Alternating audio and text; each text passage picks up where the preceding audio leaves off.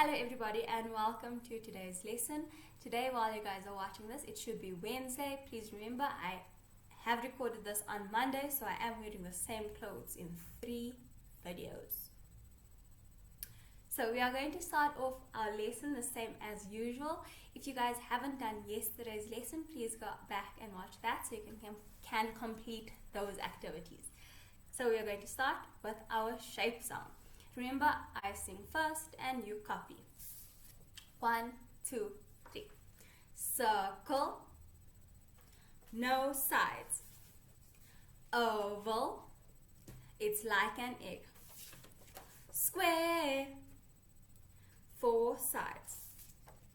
Rectangle, uneven sides.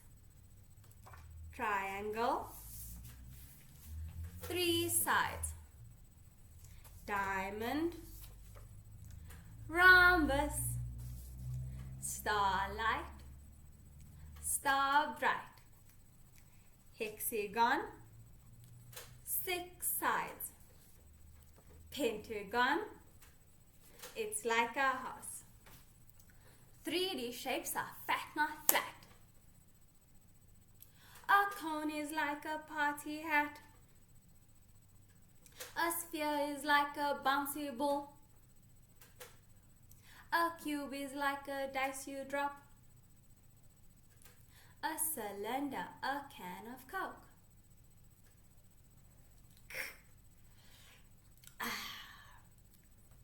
Well done.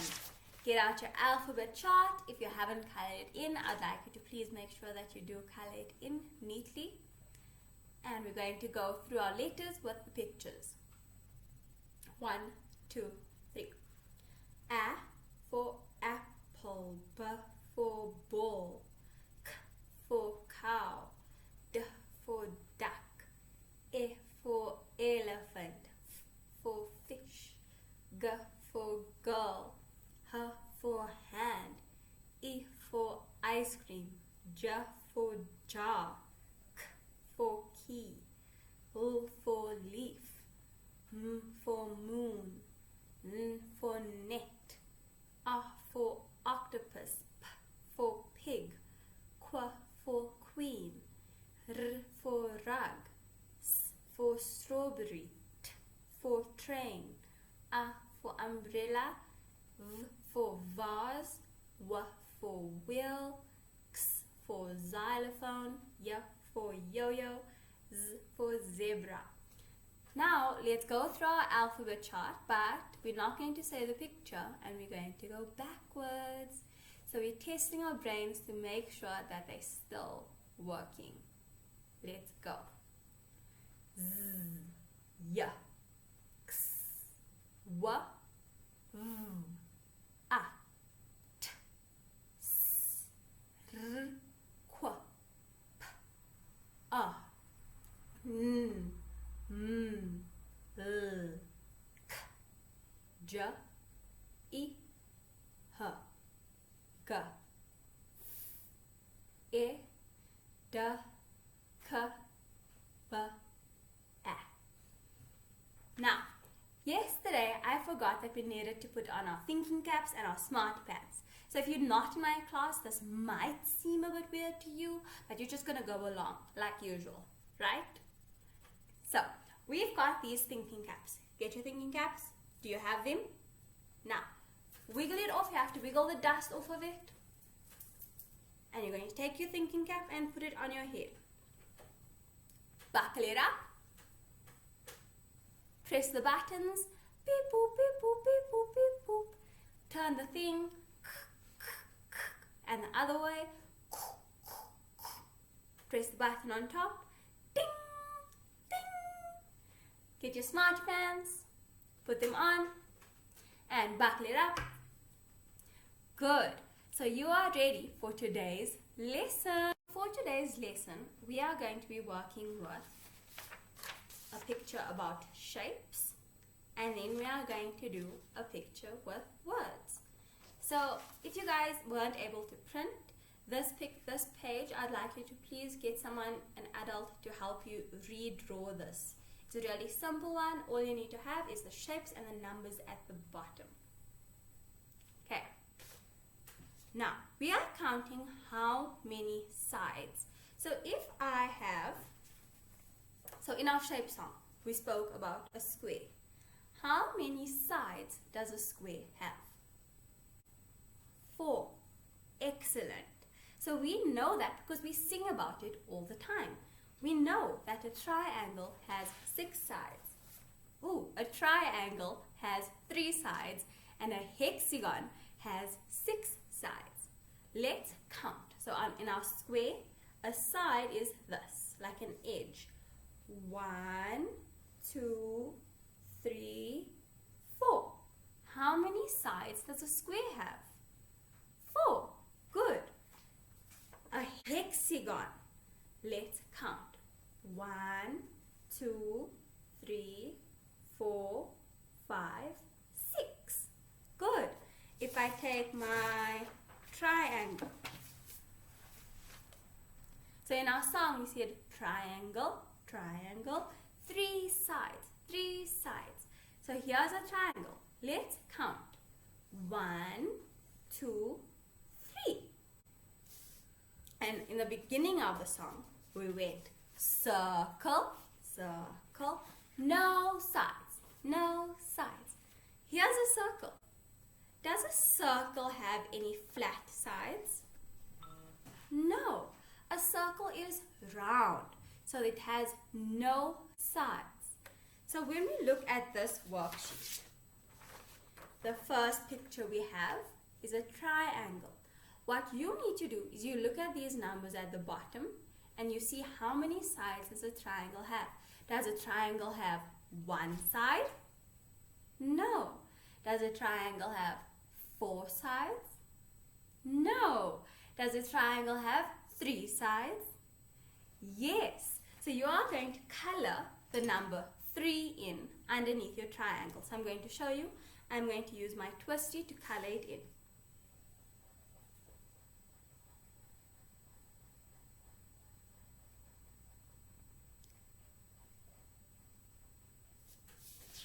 So I have it like that.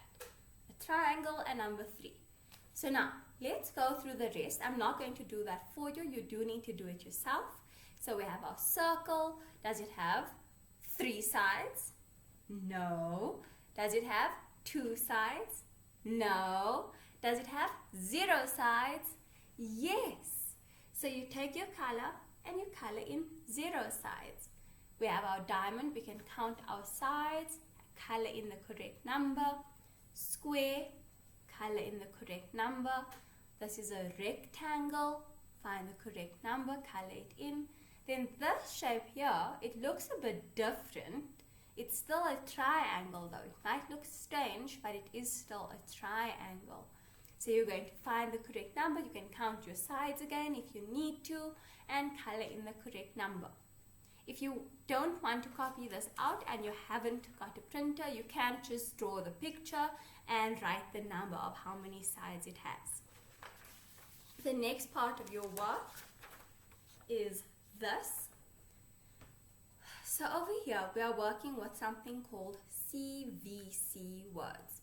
I have posted a video on this channel explaining what CVC words are and how they work. So a word like this picture is a cat. Something at. I'm missing my starting sound. What does cat start with? A curly K. So I write a curly K.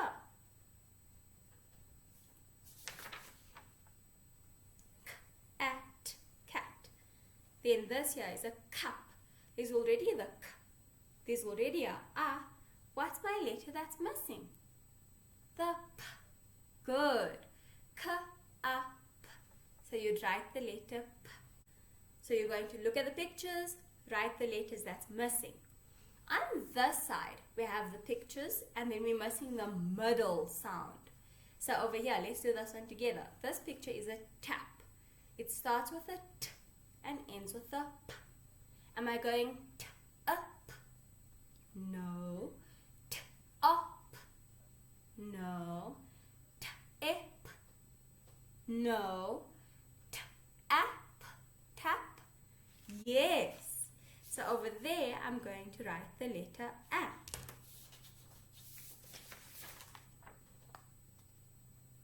Okay, so you're going to do that for the rest of the words as well. I can't do it with you guys because then I'm just giving you guys the answers. I do want you to work through it. If you need help, you can ask your parents. But remember, even if you're asking for help, you still need to be thinking. You still need to be sounding out the words and listening to what it sounds like. If you need to use your alphabet chart to see what the letters look like, that's perfectly fine. You can do that.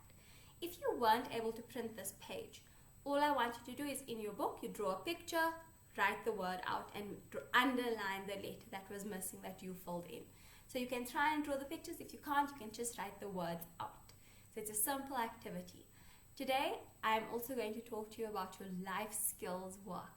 So if you look at the document that your parents have, all the way at the bottom, it has life skills work. Okay, so our first one, I'm just looking on my computer. We are working with things that we can do. So over there, it says, Joe is good at soccer. And then it shows us a picture of Joe playing soccer. And then at the bottom, it says, tell your friends what you can do well. Then color in the star in the correct box to show what you can do. So I have told your parents that these things don't need to be printed out. So you don't need to color in the star, okay? But I just want you to talk to your family about things that you can do well and things that they can do. So over here, it shows a person and over there, it says, I can read. The next one says, I can dress myself. Can you dress yourself? I hope that you can. I can write my name. I can dance. I can make tea. I can brush my teeth. I hope that you guys all can do all those things. So in the box on top, it says draw something that you are good at. So in your book, just in your book on a page, you don't need to draw it in this space. You're just going to draw it in your book or on a page. I want to see you doing something that you are good at. So are you good at swimming? Are you good at baking cakes? Are you good at doing science experiments? My little nephew is in grade R, and he usually comes to my house on a Friday and on a Wednesday, and we do science experiments together after school. And now with the lockdown, we can't do any science experiments because he can't come to my house. But that is something that he would be able to draw. He could draw himself doing science experiments. If you are good at making cake, you can draw yourself making cake. If you are good at running around, draw that. Show me what you are good at. Color your picture in and you are going to do it amazingly. Okay. Next. So I want you guys to go through the next few pages with your parents. I'm not going to go through every single page with you, but this topic is called I Keep Myself Clean. And this is something that we spoke about in the beginning of the year. But I think it's so important that we talk about it now because we have all these problems going around because people weren't washing their hands properly or people were sneezing into their hands and spreading germs. So keeping ourselves clean is very, very important. So every day we make sure we wash our hands. We brush our teeth in the morning and in the evening. We have a shower or a bath. Now think about this. Do you guys have if you shower or if you bath, are you doing it in the evening or are you doing it in the morning? Some people like to shower at night and then they shower in the morning. Some people only shower in the morning. Some people only shower at night. As long as you make sure that you are doing it regularly and all the time, that's fine. So in the one picture it says, I brush my teeth. I wash my hands after using the toilet. If you are playing outside, you wash your hands. If you sneeze achoo into your hands, you wash your hands. I wash myself regularly. I keep my nails clean. You guys will notice, I know when I was in school and I used to like playing in the sandpit, I used to come home and I used to have this black stuff under my nails. And it was so yucky because that was all the germs and all the dirt that you find under your nails.